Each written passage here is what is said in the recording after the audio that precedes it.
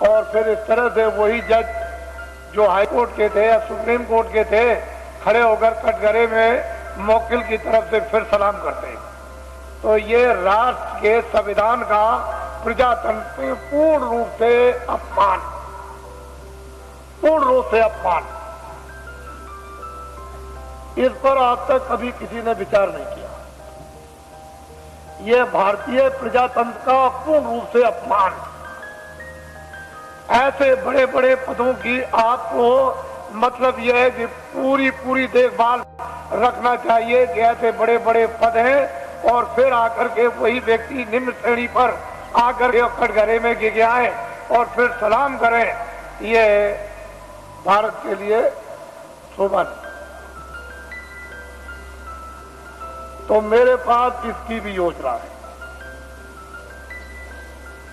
इसको आप ध्यान में रखिए और ये कभी न कभी लागू हो जाएगी। पूरी योजना है, कभी लागू हो जाएगी। मैं इतना ही विश्वास आपको दिलाना चाहता हूं कि कर्मचारी अधिकारियों का काम हो जाएगा, मासिक वेतन इनका पूरा सुविधा इनको मिलेगी, टैक्स महंगाई कम हो जाएंगे और पूरी सुविधा मासिक वेतन बचेगा। छात्रों को काम नौकरी बिना ढूंढे हुए मिलेगी और भूमि जोतकों का सारा 40 सालों का सरकारी कर्जा में ब्याज के माफ हो जाएगा और सेठ साहूकारों का काला धन सबका सब 100 वर्षों के लिए सफेद करवा दिया जाएगा। कोई जुल्म और कोई टैक्स नहीं लगेगा, एक नए पैसे का, और सब लाइसेंस खत्म करवा दिए जाएंगे। आपको ये धन कहां से आएगा? मैं इतना ही आपको बताऊंगा कि भारत में धन की कोई कमी नहीं रहेगी। और आपको क्या चाहिए? धन की कोई कमी नहीं। आप लोग बाइज्जत बदस्तूर सम्मान के साथ खेती करो, दुकान करो, दफ्तर का काम करो। क्यों ये सब झंझट में फंसते हो? धन की कोई कमी नहीं रहेगी। लेकिन वर्तमान में अंधेरा, उजाला नहीं। ये सब चीजें जो एक सूक्ष्म संकेत में आपको दी जा रही, इसके साथ बहुत गहरा मसाला है या गहरा भंडार का हो या गहरा ज्ञान का हो, कोई ऐसी चीज है जो वास्तव में, और समय आने पर सब इस पर आकर के सब एकदम खड़े हो जाएंगे, अपने काम में लगे रहो। देखो ईश्वर का चमत्कार, अरे खुदा की खुदाइयत का करिश्मा, जरा देखो, उसका इंतजार तो करना ही पड़ेगा। अब थोड़ा बहुत इंतजार नहीं करोगे तो आपको जस और नाम और कीर्ति तो आपको कैसे मिलेगी? फिर उसमें आप भागीदार कैसे बनोगे? तो इंतजार तो थोड़ा करना ही। परिवर्तन का जब इतिहास बनता है तो इंतजार के साथ इतिहास बनता है। वैसे तो रावण मार दिया जाता, मरवा दिया जाता, महाभारत कहीं भी किसी कोने में बैठ के करवा दिया जाता, लेकिन मतलब है कि इंतजारी के साथ इतिहास नहीं बनता। इतिहास तब बनता है इंतजारी के साथ, काम के साथ। काम जो है वो इंतजारी है, आपको ये मालूम। तो मैं नामदान दूंगा अब आपको, क्योंकि ये भी इच्छा लेकर आए हैं कि चलो आज जल्दी पहुंचे। कल ही आ गए थे, समय ज्यादा हो गया था, तो कल मैं नामदान रात को नहीं दे सका, इसलिए कई ये काम रात को करने थे।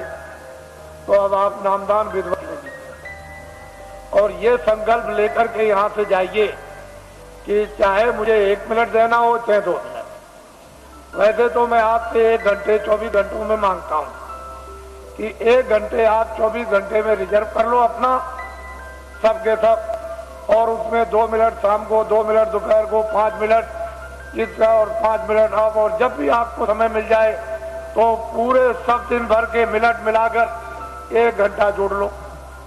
23 घंटे तक का घर के गृहस्थी के सोना ये वो सब ये आप इसमें लगा दो। 1 घंटे में ये काम आप भगवान का, आत्म जागृति का और उस भजन, और 23 घंटे। अब इससे और सत्ता आपको क्या मिले? और फिर ये भी आपको बताया कि लेट के, बैठ के, खड़े हो गए, कुर्सी पर, चारपाई पर, स्नान करो मत करो, जहां जब समय मौका मिल जाए 2 मिनट उसकी मजदूरी मिल जाएगी, मेहनत की 4 मिनट 10-15 मिनट, तो आप नहीं कर सकोगे तो जम की खाओगे जूतियां।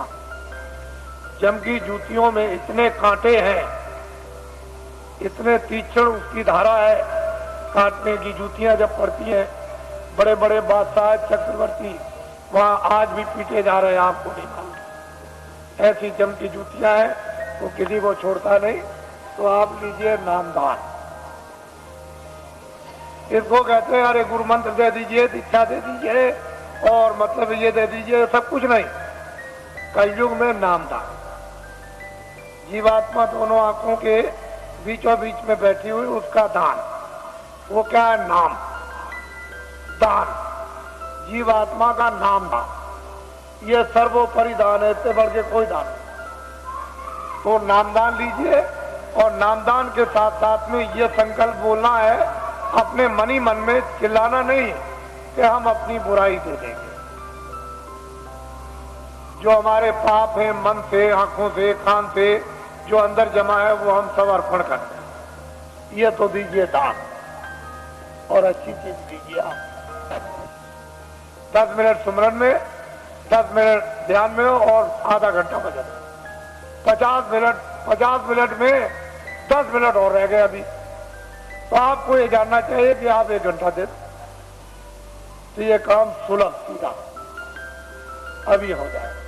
अब कहीं भी कोई बंधन नहीं है किसी तरह का भी, लेकिन बंधन किस बात का है कि 24 घंटे में आपको समय देना, ये तो बंधन है, बाकी बंधन नहीं है। ये जरूर बंधन है कि नशीली वस्तुएं आप सेवन मत करना, और जितना भी घी, दूध, फल और फ्रूट और अनाज है उसको दिन में 100 बार खाओ, लेकिन गंदी वस्तु खाना, ये ध्यान रखना। बाकी तुम दिन में 100 बार खाओ, हम मना करें तब आप खाओ। भजन करना है आपको जरूर, वो तो 24 घंटे में, उससे तो आपको छोड़ना नहीं है। बाकी 23 घंटे करके काम करो, इसलिए समय आपको देना। और जो भी आपको सुबह सुलभ समय मिले, सुबह दोपहर शाम को या आगे पीछे जब भी, उसको दीजिए आप, तो जल्दी काम हो जाए। तो यह है ये शक्ति का अपना दुर्भाव, यानी उतार ऊपर से युगे युगे समय समय पर होता आया। आज की नई बात नहीं है, ये जब जरूरत पड़ी तब हुआ। तो ये चीज आपको नामदान, अब टाट वालों को ये जिम्मेदारी दी गई है, जो पहले के नामदानी थी इनको लिखा देंगे और इनको भजन बताएंगे, ध्यान बताएंगे, सुमरन बताएंगे। जब कभी आगे पीछे नाम को भूल जाए, रूप को भूल जाए, तो आपका कर्तव्य और दायित्व है कि इनको बताएं, और आपका ये कर्तव्य है इनसे पूछ लें। लेकिन ऐसे व्यक्ति से मत पूछिएगा जो जानता ही नहीं, जिसको नामदान पता ही नहीं, उससे पूछने लगे वो क्या बताएगा। और फिर अपनी गोपनीय जो अंदर की चीज है, जो आंख से देखो, कान से सुनो, वो तो टाट वाले को भी मत बताना। ये जो नाम याद कराएगा, भजन आपको बैठा के बताएगा और ध्यान बताएगा, सुमरन सिखाएगा, उसको भी देखा सुना मत बताना, उससे भी छुपा लेना। जितना छुपा लोगे उतने अंदर प्रकट, उतने ही उतरेगा, उतना ही खजाना खुलेगा, उतना ही प्राप्त होगा। अरे तुम क्या है, बड़े बड़े बादशाह जब इस वस्तु को प्राप्त करते हैं तो राज और पूरी सल्तनत पर, चक्रवर्ती राज पर लात मार देते हैं। ये कुछ नहीं है, वो कहते हैं कुछ नहीं, राजा जनक लात मार दिया, वो कुछ नहीं समझते। बड़े बड़े इतिहास लिखे हुए हैं, ये तो कुछ और चीज है, ये कुछ नहीं है। वो चीज गृहस्थ आश्रम में यदि आपको प्राप्त हो तो इससे अच्छा और सुहाना समय कौन सा है। ये आपका स्थान है। आप साधना कार्यक्रम में भी आप बरसात में होगा, गुरु पूर्णिमा जुलाई के बाद, तो आप उस समय जो आप पास के हो और जो इच्छुक जिज्ञासु होते हैं वो आते हैं। 1 हफ्ते का कार्यक्रम चलता है, उसमें खामियां, उसमें गलतियां, उसमें करना न करना, उसमें बढ़ना न बढ़ना, जानकारी उसमें प्राप्त हो जाती है, ताकि उनको और प्रोत्साहन और उन पर दया मिलती है तो और आगे बढ़ते हैं। इस तरह से कार्यक्रम चलता रहता। और मैं अभी जैसे ही 31 मार्च समाप्त होगा तो मैं अभी घोषणा करता हूं दौड़े की। अब आप लोग अपना एक कार्यक्रम मनाएंगे। ये लोग कुछ मनाते चले आए, क्योंकि मैं 21 महीने, मैंने तो कभी कहा नहीं था, 21 महीने मुझे सरकार ने, यानी क्रोध में, मैंने तो कोई अपराध किया नहीं था, मैंने तो कोई आंदोलन, हड़ताल, तोड़फोड़, कोई अमानवीय काम हिंदू मुसलमान सिख ईसाइयों का, ये कोई जात पात का, ब्राह्मण क्षत्रिय वैश्य हरिजन, ये वो छोटे धोबिया और कोई, मैंने तो कभी किया नहीं। मेरे यहाँ तो कोई रगड़ा झगड़ा है नहीं, लेकिन भविष्यवाणी जरूर करता था। उससे सरकार मुझसे नाराज, और उसने इस नाराजगी में नेता लीडरों को तो पकड़ा ही, मुझे भी पकड़ लिया और पकड़ के जेल में बंद कर दिया। फिर मेरे ऊपर इतने बखेड़े लगा दिए, इतने झंझट लगाए उन्होंने, सामान लेने के, ये लेने के, जमीन लेने के, जानवर लेने के, इतने बखेड़े और झंझट खड़े कर दिए कि अगर मेरी जगह पर बादशाह भी हो तो खत्म हो जाए। ऐसे झंझट डरने खड़े, छोटे मुकदमे नहीं है, मामूली मुकदमे नहीं लगाए, इतने झंझट मुकदमों के लगा दिए। और मैं एक सामाजिक आदमी, जनहितों का काम करने वाला, मेरे ऊपर, जबकि मैं रात दिन चिल्लाता हूं मेरा कुछ नहीं है, ये सब जनता जनार्दन का सब कुछ है। जब मैं खुले मैदान में ये कहता हूं तो मेरी भावना ही वही है, तो और लिखा पढ़ी क्या हो सकती। लिखने पढ़ने वाले तो रोज बेईमानी करते, रोज लिखा पढ़ी का दस्तावेज बदल देते और झूठ झूठ बोल जाते हैं। तो मेरी जबान दस्तावेजी है, तो मैं जनहितों का काम करता हूं, तो मेरे ऊपर सरकार ने इतने बखेड़े। और कल मैंने ये बात कही है कि ये सब बखेड़े न्यायालयों में अब भी मौजूद हैं, लेकिन सरकार ने लखनऊ से नया फ्रेश गजट निकाल दिया। जो दस्तावेज मैंने जमीनें खरीदी नाम की उनका, और इतना आंखों से देखते हो कि ये बना हुआ फ्रेश गजट निकाल दिया कि जमीन एक्वायर की जाएगी।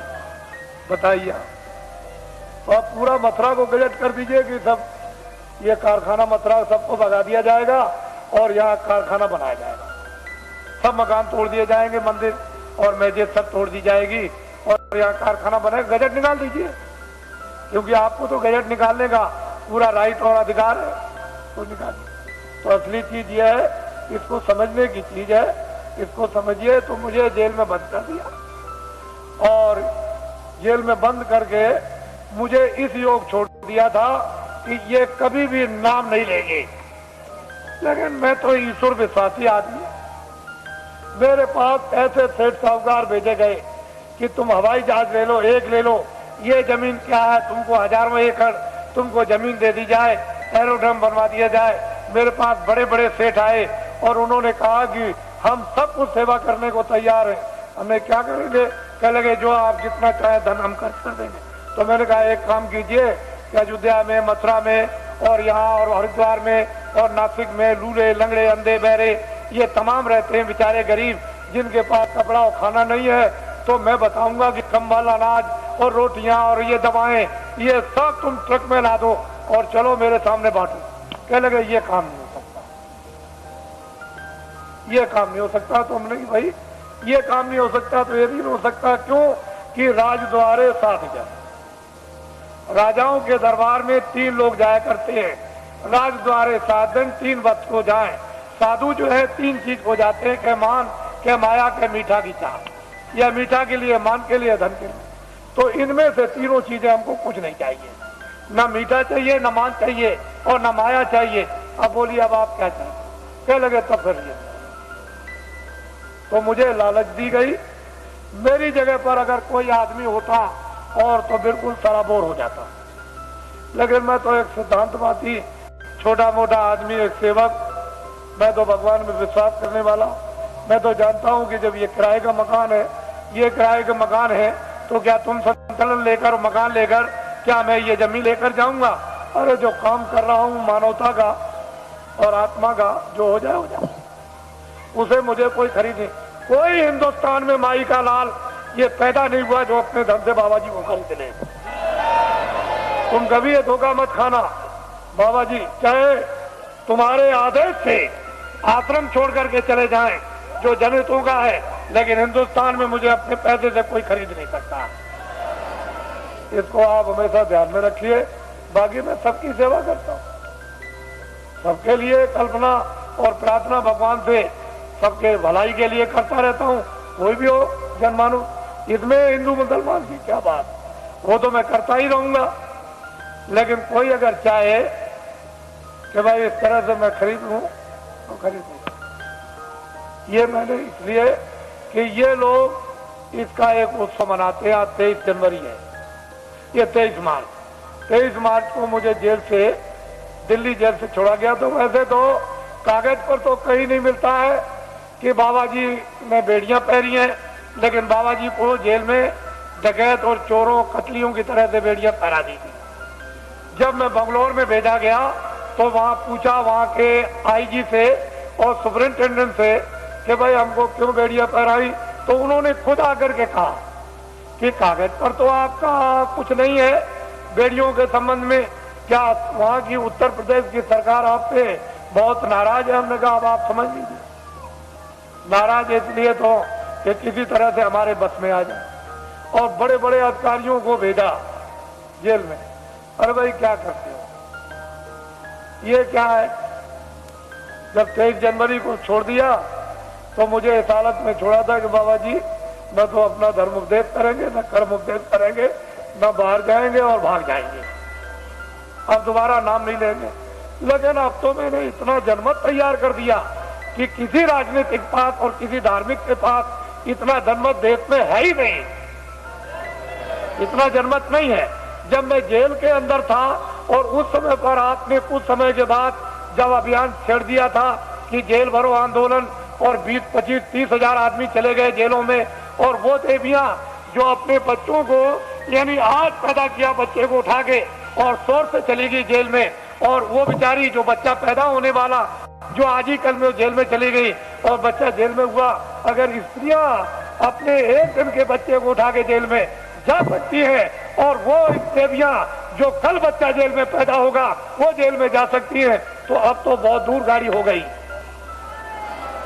अब तो इनको अगर आदेश मिल जाए तो क्या कर देंगे, आपको तो अभी कुछ पता नहीं, मालूम नहीं। तो अब बहुत दूर चला गया मामला, अब कुछ और बात हो गई। अब वो बात नहीं है, अब तो सारा ही माहौल यानी परिवर्तित होने वाला है, अभी आपको क्या पता। इसलिए ये लोग मनाते हैं तो मैं तो रहूंगा नहीं, मैं तो उधर कमरे में चला जाऊंगा और ये लोग कुछ अपना मना के और भी समाप्त कर देंगे। क्योंकि अब ये यहाँ आए हुए हैं और इसी होली के अवसर पर ये जगह जगह मना रहे, लेकिन ये पड़ गया। और आप लोग यहाँ मुझसे कोई भूल चूक हुई हो तो आप लोग हमेशा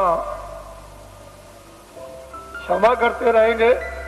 और इसके बाद आपसे जाने की आप तैयारी करें, जल्दी निकले और पहुंचे अपने घरों में, और दूसरे पार्टी द्वारा आदेश की प्रतीक्षा करें। और वो फौरन अभी आदेश आपको मिलने वाला है। अब लोग बहुत से ऐसे रह गए कि महाराज मैं अपनी कुछ बात कह नहीं सका, इतनी दूर से आया था, तो मैं उधर अंदर में पहुंचूंगा तो जो भी आपकी बात होगी वो सुनूंगा, और जो प्रसाद होगा जो जरूरत पर आपके काम आता है वो भी आपका स्पर्श कर दूंगा। तो आपकी तकलीफ में, परेशानी में, इसमें उसमें जो एक आधार होता है मददगार का, अगर वैसे ही कह दूं तब तो आपकी समझ में आएगा नहीं, लेकिन एक आधार रहेगा कि इलायची दाना है, ये चीनी है, बतासा है, ये चीज है, तो आप उसको रखे रहोगे और जरूरत पर काम लोगे तो उससे जब लाभ हो जाएगा तो आपको फेथ हो जाएगा, विश्वास होगा कि नहीं मालिक की दया मुझ पर भी हो रही है। तो मैं उधर बैठ के छू दूंगा।